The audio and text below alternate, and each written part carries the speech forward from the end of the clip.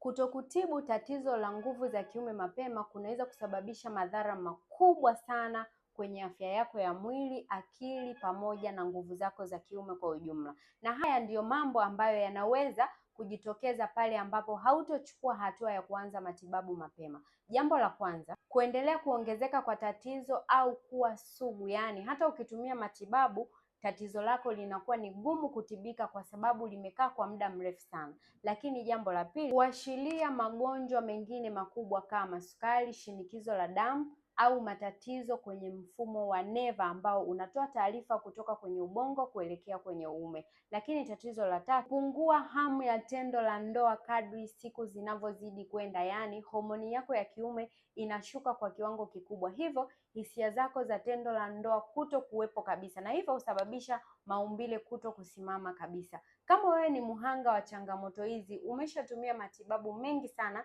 bado hujapata suluhisho, basi una nafasi ya kuanza tena matibabu na ukapona tatizo lako ndani ya miezi mitatu tu. Kama una changamoto hiyo, basi chukua namba yangu nipigie moja kwa moja, nitakusaidia.